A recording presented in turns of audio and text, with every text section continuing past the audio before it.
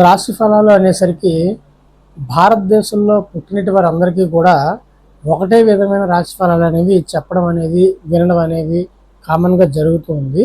అయితే నేనేమిటంటే కనుక కేవలం ఆంధ్రప్రదేశ్ అండ్ తెలంగాణలో జన్మించినటువంటి వారి పుట్టిన లాంగిట్యూడ్ లాటిట్యూడ్ ప్రకారం వారి యొక్క రాశి ఫలాలు చెప్పడం జరుగుతుంది. అదేవిధంగా ముఖ్యంగా ఈరోజు మాట్లాడుకుంటుంది వృషభ రాశి వారికి సంబంధించినటువంటి దంపతులు అవ్వచ్చు, భార్యాభర్తలు అవ్వచ్చు, వైఫ్ అండ్ హస్బెండ్ కావచ్చు, వారి యొక్క వైవాహిక పరిస్థితుల్లో డైవర్స్ తీసుకునేంత విషమ పరిస్థితి వస్తుందా, అదేవిధంగా వారి యొక్క వైవాహిక జీవితంలో విడాకులు తీసుకునేంత క్లిష్టమైన పరిస్థితి వస్తుందా అనేది వివరంగా తెలియజేస్తాను.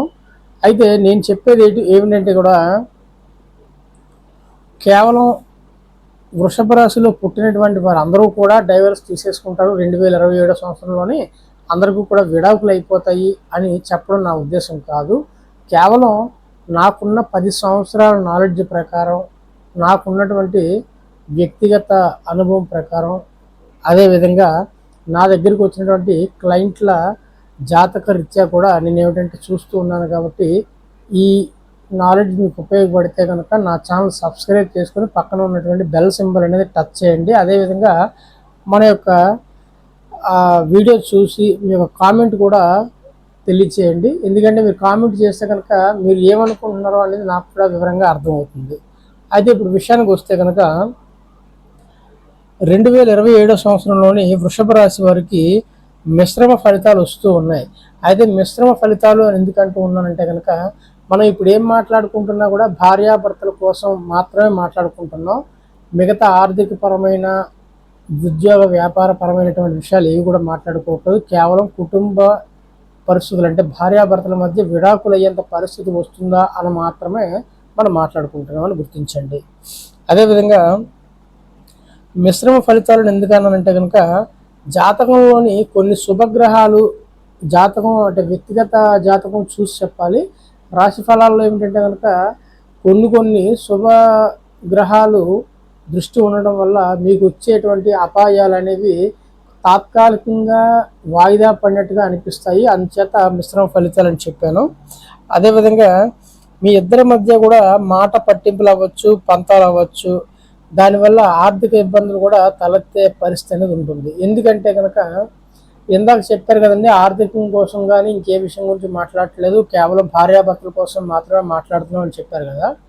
ఎందుకు ఇట్లా మళ్ళీ ఆర్థికంగా కూడా దెబ్బ పడే పరిస్థితి ఉంటుందని చెప్పారంటే కనుక మీ యొక్క పంతాలు పట్టింపులకి పోయి ఏదైతే ఉద్యోగం చేయవలసిన వాళ్ళు ఉద్యోగానికి వెళ్ళలేకపోవడం, వ్యాపారం చేయవలసిన వాళ్ళు వ్యాపారం చేయలేకుండా ఉండడం వల్ల ఈ విధమైనటువంటి ఆర్థిక నష్టాలు కూడా తోవ తీసే పరిస్థితి అనేది వస్తుంది.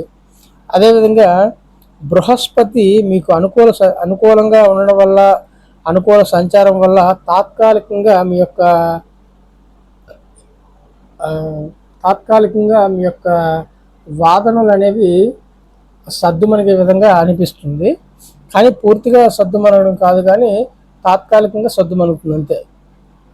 అయితే ఉద్యోగంలో ప్రమోషన్లు లేదంటే కనుక వ్యాపారంలో కొత్త అవకాశాలు తెచ్చే అవకాశాలని మీరే వద్దు అని అనుకునే విధంగా తయారవుతారు. ఎందుకంటే మీకు ఇంట్లోని టెన్షను, మీ యొక్క వైఫ్ అండ్ హస్బెండ్ రిలేషన్లో ఇబ్బందులు ఉండడం వల్ల కొత్తగా అవకాశాలు ఏమొద్దులే, జాబ్ ఇదే చాలు, ఇప్పటికే టైం నాకు చాలట్లేదు, ఉన్న టెన్షన్లు చాలకుండా మళ్ళా వేరే టెన్షన్లు ఎత్తినేసుకోవాలి అనేటట్టుగా వచ్చే ప్రమోషన్లు కానీ ఏవైనా కూడా మీరే వద్దు అనుకునే పరిస్థితి కూడా తలెత్తుతుంది.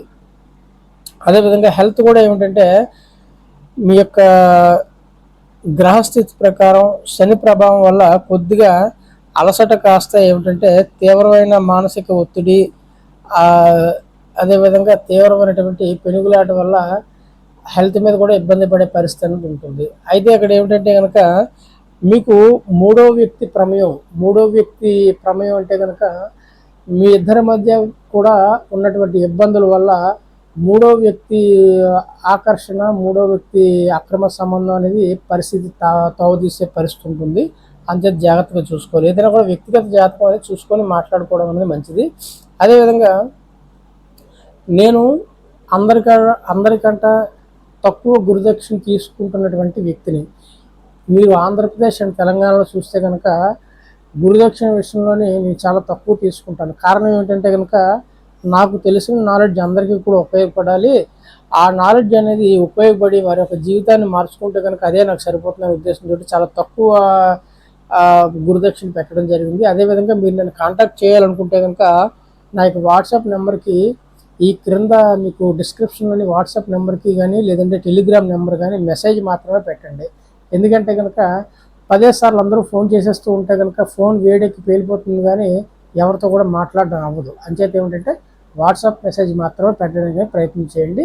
నేను నా యొక్క వాట్సాప్ నెంబర్కి మీకు డిస్క్రిప్షన్లో ఇచ్చాను, మెసేజ్ పెట్టండి. ఓకేనా? అయితే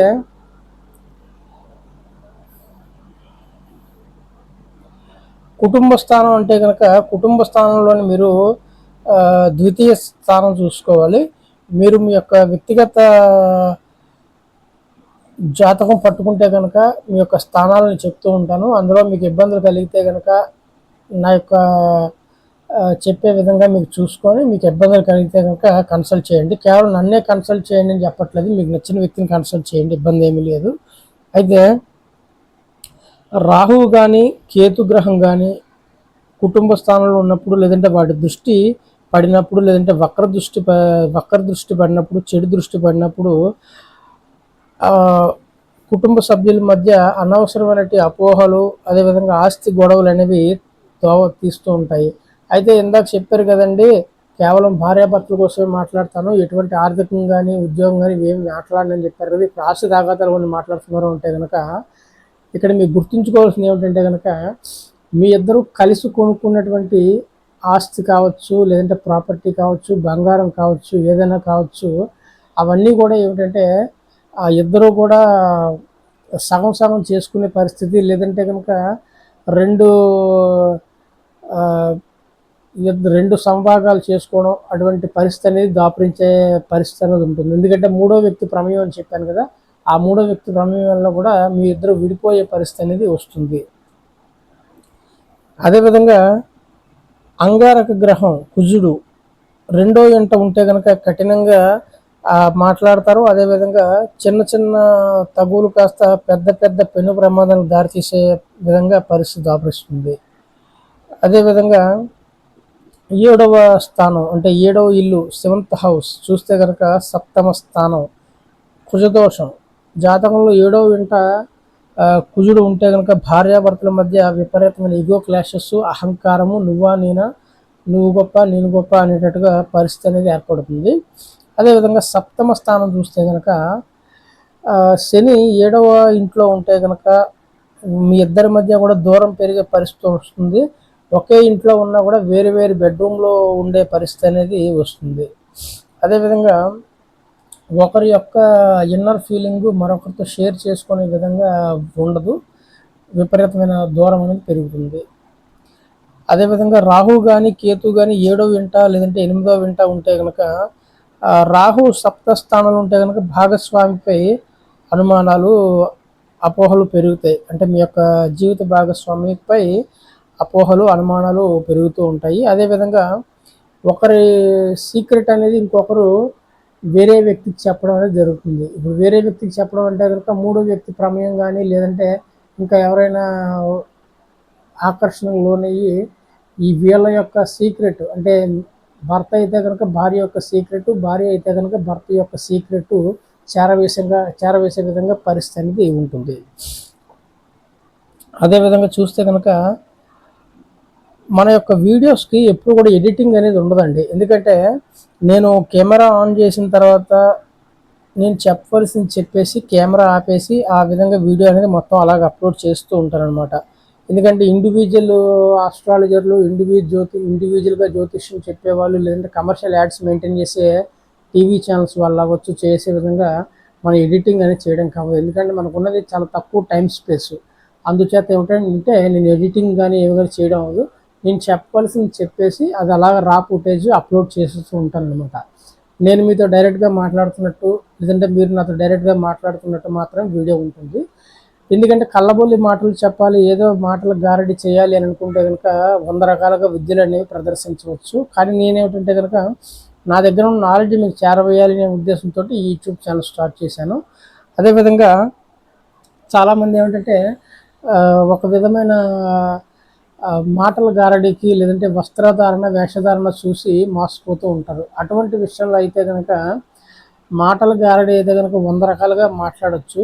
అటువంటి మాటల గారడికి పడిపోయి మీ యొక్క విలువైన సమయాన్ని, మీ యొక్క విలువైన జీవితాన్ని మీరు ఇబ్బందికర పరిస్థితులను పెట్టుకోకండి.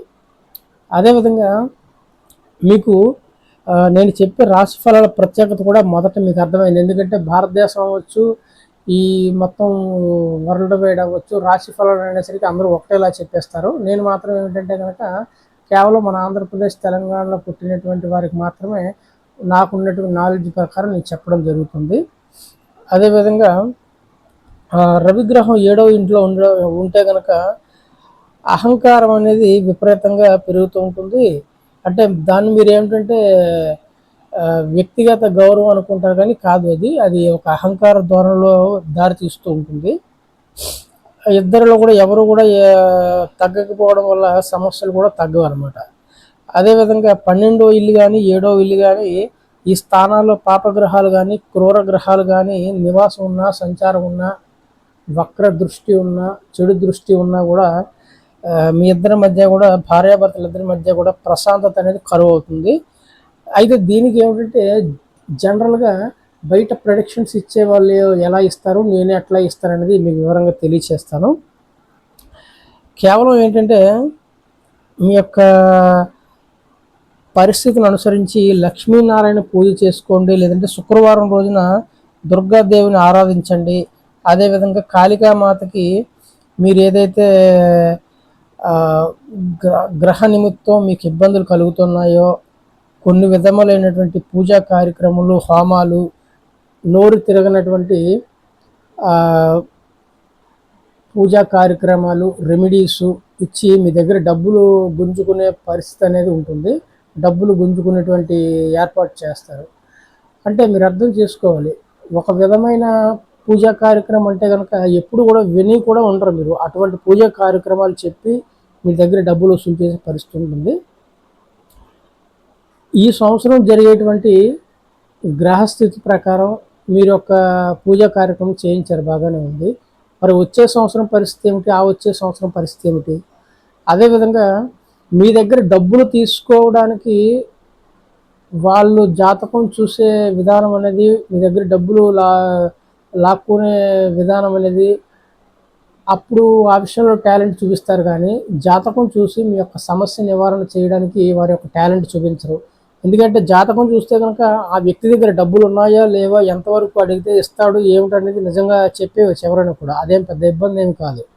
ఒకసారి జాతకం తెస్తే కనుక నేను అన్ఎంప్లాయ్ అండి, నా దగ్గర ఏమీ కూడా లేదండి అని చెప్పినా కూడా మీ జాతకం ఇచ్చిన తర్వాత మీరు సొంతంగా కారు మెయింటైన్ చేస్తున్నారా, ఇంట్లో ఎన్ని కేజీలు బంగారం ఉన్నది, మీ బ్యాంక్ బ్యాలెన్స్ ఎంత ఉంది, మీరు రోజుకి ఎన్నిసార్లు ఎంత డబ్బులు ఖర్చు పెడతారు, అంటే ఎంతవరకు లగ్జరీగా నివసిస్తారు, మీ దగ్గర వాడుతున్నటువంటి ఫోన్స్ 6 నెలలకి అప్డేట్ చేస్తారా, సంవత్సరానికి కొత్తది కొంటారా, ఏమిటనేది కూడా మొత్తం అంతా కూడా వివరంగా చెప్పేయచ్చు. ఎందుకంటే జాతకం నిజంగా చూసిన వాళ్ళకైతే కనుక అదన్నీ కూడా చాలా చిటికలో పని, అది ఇబ్బంది ఏం లేదు. ఒక మంచి ధనవంతుడు వచ్చి నా దగ్గర ఏమీ లేదండి గురువుగారు అంటే ఫోన్లో ఎవరు మాట్లాడుతున్నారో మనకి అర్థం కాదు కదా, ఫోన్లో కేవలం మాటలే వినిపిస్తాయి.